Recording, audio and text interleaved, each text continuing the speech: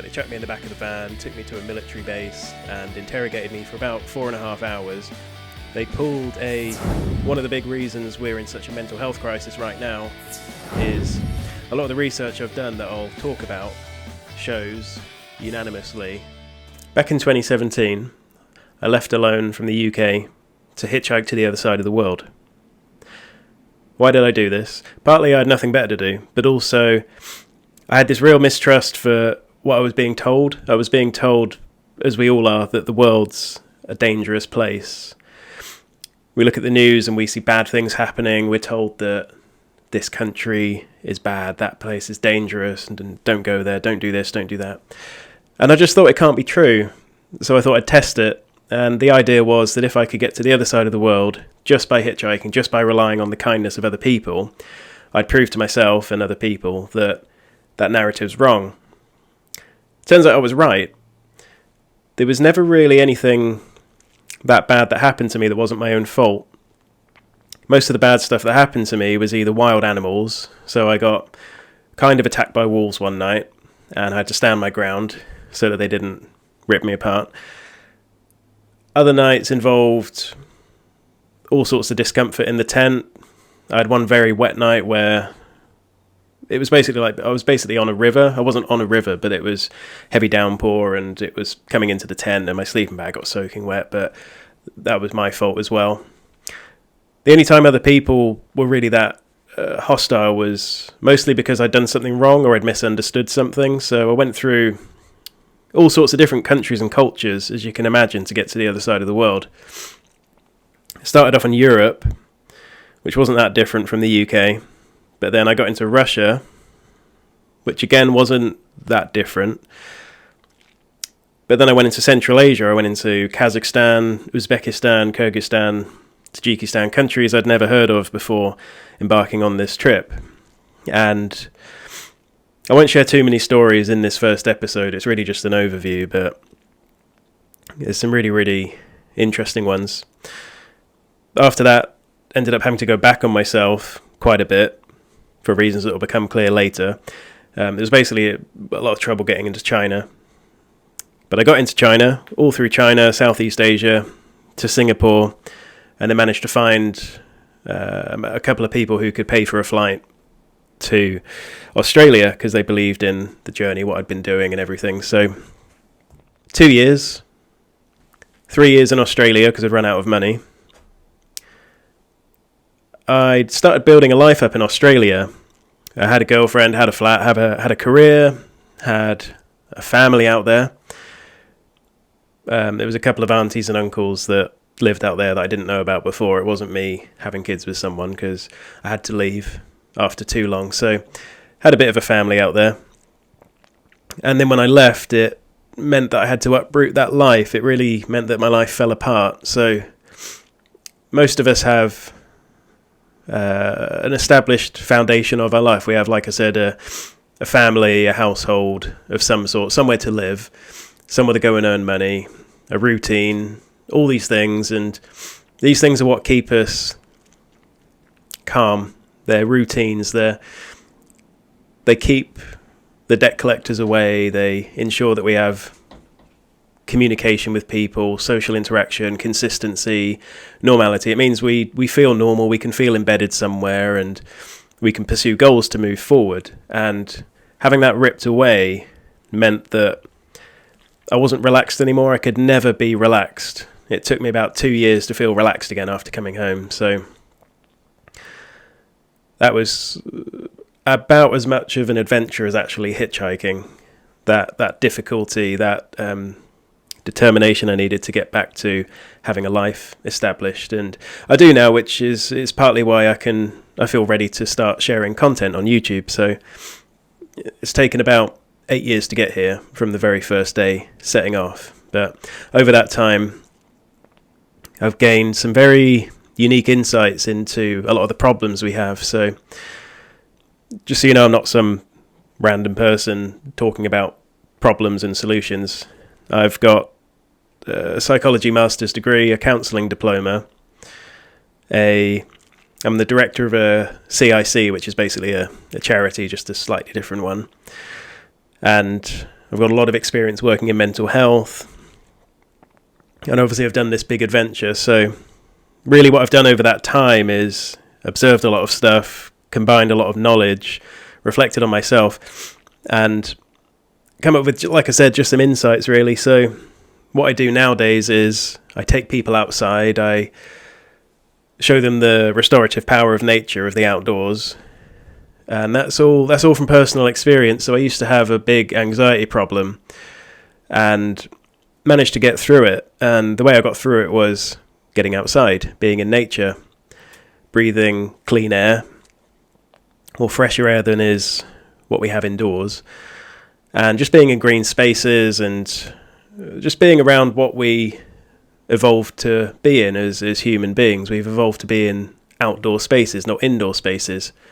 So this will be expanded on greatly in episodes to come, but one thing I've found that I'd like to share is we need to be outside at least 15 minutes a day. One of the big reasons we're in such a mental health crisis right now, and a physical health crisis, is because we're not going outside enough. We're just indoors all the time. And we might be socializing, we might be healthy, we might be, all these other boxes might be ticked, but if we're not outside, we're not giving our bodies what we need. And so a lot of the research I've done that I'll talk about shows unanimously that it's a basic human need. It's not just something to do as a hobby, being outside. So circling back to the CIC, this is what I do. I get people outside for free. I take them outside, and honestly, the amount of difference in people's moods before and after is significant. Personally, my mood, it always improves when I go on a walk. So that's just one thing I do today, is I get people outside. And it's really what the whole brand is going to be. If you haven't already stopped watching, if you decide to continue watching, it's going to be nature-based, psychology-based, and there's going to be all sorts of stories of resilience as well. So several stories I can pluck off the top of my head from this hitchhiking trip will be extremely useful to you as viewers. So probably the biggest story would be not being given a visa to China, and there was no way around it. There was no way. I was in Kazakhstan, I was just past Russia, and there was no way to get to the other side of the world without going through China. And they just wouldn't give me a visa. They had a very strange process, which was, it basically involved you have to go into an interview in your country of residence. And I couldn't do that without going home. And going home would mean failing the trip. I know it would have been in 2 parts, but I wanted it to be one continuous trip, one unbroken line. I didn't want to go home and stop all the growth I was doing and feel like I'd failed. So I decided I've got to make this work. And I remember thinking there's no way forward. I cannot see a way forward. And quite often in life today, I don't see a way forward. But if you decide you've got to do something, if you decide that's what you want to do, what I found was if you just keep at it, the information ahead of you changes. You see it differently after a while. And so what I found was, what it said was country of residence. You have to be in your country of residence to have an interview to get a visa. Before I'd realised what that really meant, I saw country of citizenship, basically where I live. Country of residence is different. You can gain residency in another country that you're not from. And that's exactly what I did. So that's why I went back on myself to Georgia to live there for 6 months, gain a visa to China successfully, and then carry on. So that's one thing I've really learned about resilience, is it really is about not giving up. It's about just carrying on, reassessing the information, gaining other opinions, and that kind of thing. So I've worked hard over the last, I suppose, 8 years, but particularly the last 2 years, to find new ways of explaining problems that I myself face and other people face that I know are quite common as well. one of the biggest ones is isolation. It all encapsulates into one general, I suppose you could say, hierarchy of needs. But if you don't satisfy certain needs, then you can't feel good about yourself. You can't feel happy. You can't feel connected or whatever. So there's some things that we miss in today's world that people aren't aware that they're actually missing. And I suppose that's really what I want to make people aware of. When I did get into China, it was not what I was expecting at all. It was Orwell's 1984. I know that idea is thrown around a lot today, but it really was. So it was, I walked onto the street, came down from the mountains from Tajikistan, walked out. There were bag scanners on every corner. There were armed police on every corner. There was a general feeling of always being watched, because I think I was. There were cameras everywhere, more than in the UK. Whenever I'd walk down the street to get out of the city, so there's one particular story which is quite amusing. I remember walking out of the city, the first city, and coming up to a police checkpoint, and they were just completely caught out. They were just back in their chairs, completely shocked. What are you doing here? What the hell is going on? They probably haven't seen a white person in months and months or years, maybe ever. I don't know. But they chucked me in the back of the van, took me to a military base, and interrogated me for about 4.5 hours. They pulled a English teacher out of bed in the middle of the night to come and talk to me, to come and interpret what I was saying. And they were just asking me questions like, what are you doing? Like, what happens if you get lost? Where's your map? Where's your tour guide? Where's your family? All these things. They just could not understand that hitchhiking was a thing, and I'd actually trying to explain that I'd come from the UK just by hitchhiking and walking was actually impossible, as much as I tried to do it. But they were also quite friendly. They gave me food. They gave me, one of the military people, they saw that I had loads of flags sewn on my bag, and they actually peeled one off their uniform and gave it to me to sew on, and I still have it now. It's actually, I don't know if you can see it up there. It's underneath the main flap. So that was cool. So anyway, I got let out, got sent back to the city in a car. They pulled a civilian over, said, take this man to this hotel so they can monitor my movements. They stopped at a traffic light. I rolled out and ran away, basically, and camped in the middle of the road in this big bush all around. I think it was in the blind spot of a load of cameras. So that was pretty cool. Next day I walked back out and thought, I've got to get to the outskirts of the city without being seen. So I went very carefully, got up very early. Anytime I saw a police car or any sort of police presence, I'd find somewhere to hide. And it took all day, but I managed to get to the outskirts, almost to the outskirts of the city. And then what I had then was blocks of buildings, like square blocks, pretty much perfect square blocks, a bus stop on every corner of the block. And what I ended up doing was going into the bus stop, where there were always loads of people, wearing sunglasses, so it was hard to tell that I was British, letting the regular patrols go round the blocks. As soon as they were out of my view, or I was out of their view, I'd sprint to the next bus stop. As soon as I got there, the next patrol car was just coming around the corner, and then it would start again. As soon as they just went around the final corner, I'd sprint to the next one. This happened about 6 times, and I'm not sure what the locals thought I was doing. Maybe they didn't notice. They were all on their phones, it was unusual back then to be on your phone all the time. Before I left to get to China, to get to the other side of the world in 2017, it wasn't really a thing, and it was a real big shock coming home to see that. But anyway, made it to the edge of made it to the very outskirt of the city, and then started walking out the bus stop, and I heard police sirens. So I ran as fast as I could to this it was like a big hedge on the other side of the road, and just ran all down this hedge, almost burrowed into a ditch, and just lay there like a dead body. Just praying they wouldn't find me, because I just didn't have the energy to do it all again. It was a lot. So I heard the sirens go up and down the street looking for me, people talking. No idea what they were actually saying, but it was something like, have you found him? That sort of thing. So, and then they gave up. So I camped right there in the ditch, got my sleeping bag out.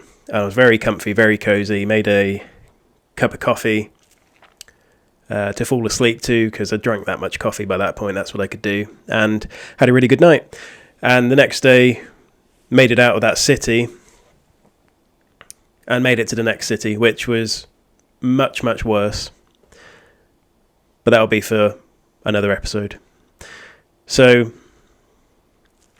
there's loads of stories to share, and they're all in my head, and there's so many of them I can't quite. There's too much to talk about, and I need to talk to you about them. I need to share them. I need to process them, because although I've learned a lot over the last few years, there's a lot of new information to extract from these stories, and I want to get at it, because it's something that no one else has done. I'm the only one who's done this trip, and I just need to reflect on it, find new knowledge from it. There's a book I'm writing about it. It's just all about the adventure, telling the story and stories of the whole thing. And it's just going to help writing that. So that's due out in 2027, June 2027, because that'll be 10 years from when I set off. So I just hope in the process I can help people, I can help you to get information that you wouldn't otherwise get, to hopefully help you get where you want to go.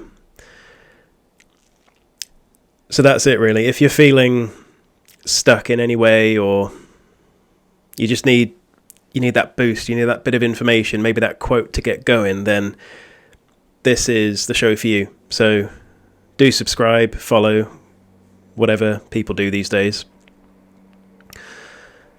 There's going to be, I'll just tell you a bit about the show that I'm envisioning now. So there's going to be guests, there's going to be people who have done things similar to me, there's going to be people who, I think the main theme of guest is going to be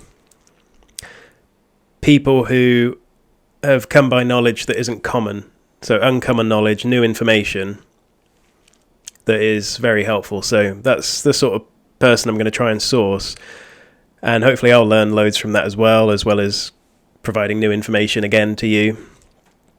Other episodes are going to be about just telling more stories about the trip. So, and then extracting information and finding meaning from it and new information. But also there's a lot of stuff I want to talk about. So one of the things is burnout. I've burned out several times before, and it's just not something we're that aware of, and it's in some ways it's actually encouraged in today's world, which is really quite disgusting. But talking about that, so there's going to be an episode on burnout, what it is, how to see it in yourself, how to see it in others, how to work through it, how to avoid it, all of that stuff. I also want to talk about